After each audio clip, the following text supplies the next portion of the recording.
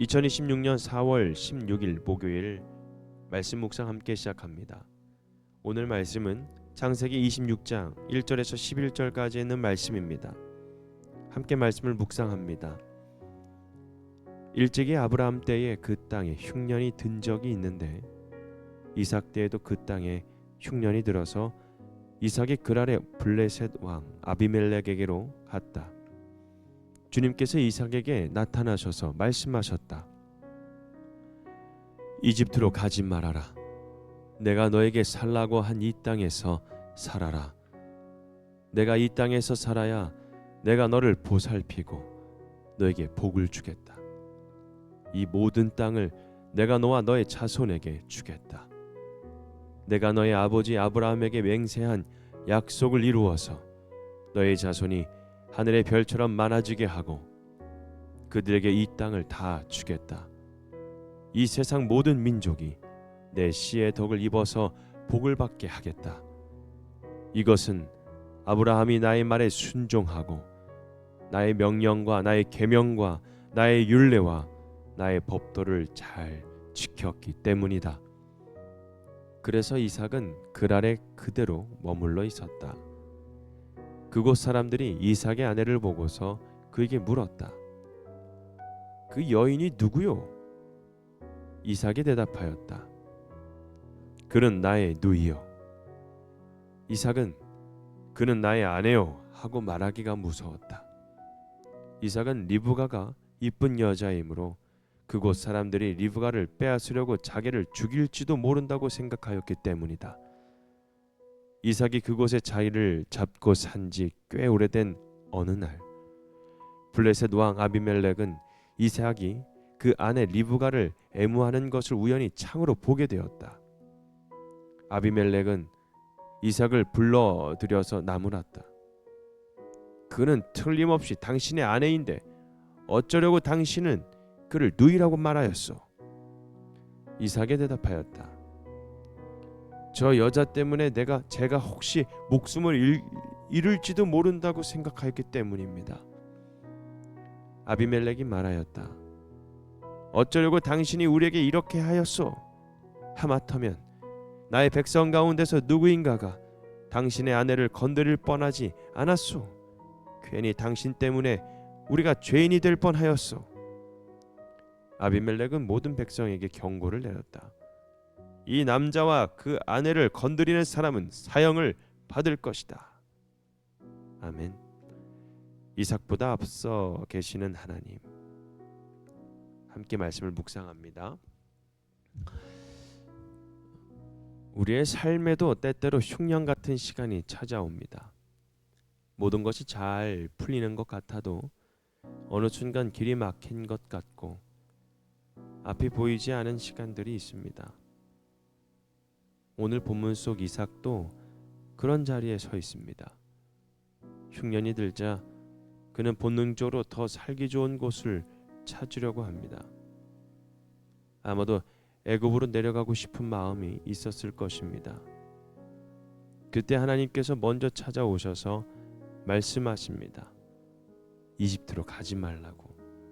내가 너에게 살라고 한 이 땅에서 살라고. 여러분, 하나님께서 먼저 찾아오셔서 그의 길을 막고 내가 살라고 한 이 땅에서 살으라고 말씀하십니다. 여러분, 이 장면을 보면 이런 질문이 우리 마음속에 남아야 됩니다. 흉년의 때에 우리는 무엇을 따라 살아가야 할까?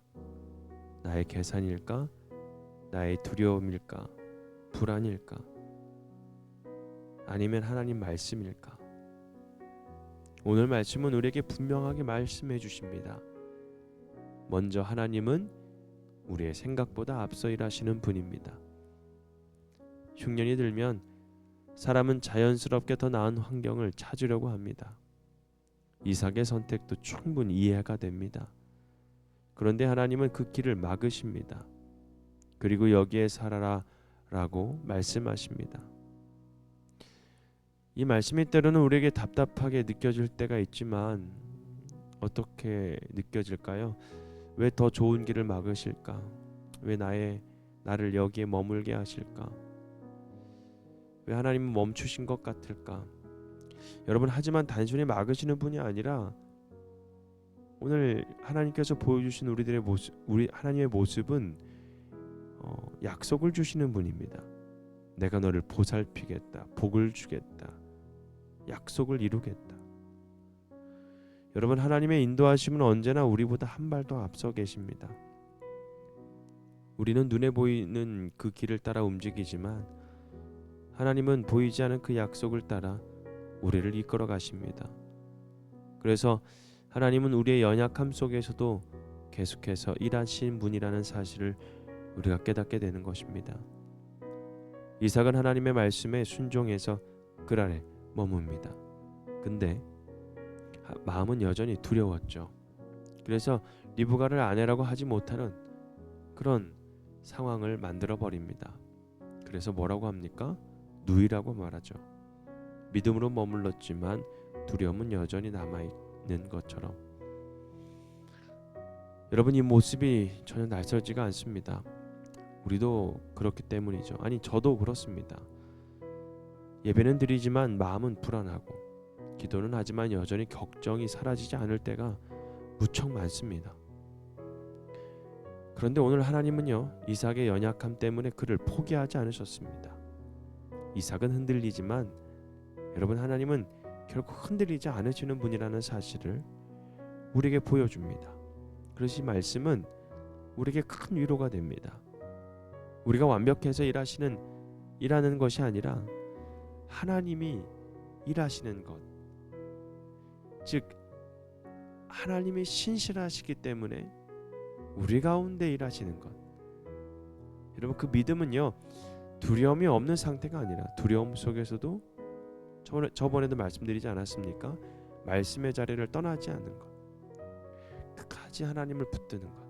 그래서 하나님은 우리가 지키지 못하는 것까지도 지켜주시는 분이라는 사실을 우리가 깨닫게 되는 것입니다. 이삭은 자기 방식으로 자신을 지키려고 했습니다. 그래서 사실을 숨겼죠. 하지만 결국 그를 지키는 것은 그의 방법이 아니었어요. 바로 하나님의 보호하심이었죠. 아비멜렉이 우연히 그 진실을 알게 되고 오히려 왕이 나서서 이삭과 리브가를 보호합니다. 여러분, 우리의 계산보다 하나님의 보호가 훨씬 더 크다라는 사실을 우리에게 보여주는 것입니다. 내가 이렇게 해야 살아남는다라는 것, 내가 나를 지켜야 된다라는 것. 하지만 하나님은 그러지 않아요. 그저 말씀하십니다. 내가 너를 지킨다고. 사랑하는 성도 여러분, 우리 인생을 지키는 것은요, 우리의 능력이 아닙니다. 하나님의 손입니다. 흉년의 때도 하나님은 여전히 우리보다 앞서 계시고, 우리의 상황보다 먼저 계시고, 두려움보다 먼저 계시고, 실수보다 먼저 일하시는 분이십니다. 그래서 우리는 눈에 보이는 길이 아니라 그저 하나님의 말씀을 따라 살아가는 것입니다. 혹시 우리들의 마음이 조급하지 않습니까? 다른 길로 내려가고 싶은 마음이 있지 않습니까? 오늘도 하나님께서 조용하게 우리에게 말씀하십니다. 내가 너보다 앞서 있다고. 내가 너를 보살핀다고. 그 약속의 자리에 머물라고. 여러분, 이런 믿음으로 하나님을 붙듭시다. 그 하나님의 말씀 안에 우리가 머물며 살아간다는 것이 그저 상황과 환경 속에서 그저 더 나아지는 모습이 없더라도 끝까지 하나님의 그 약속을 붙들면서 하나님의 그 말씀 안에 머무는 삶, 그 세상에 그 어느 것도 줄 수 없는 그 평안함을, 그리고 변함없는 그 하나님의 사랑을, 보호하심을, 붙들어 주심을, 그리고 일하심을 우리가 오늘 하루 누리며 살아가는 저와 여러분이 되기를 주님의 이름으로 축복합니다. 오늘 말씀 묵상 마치겠습니다.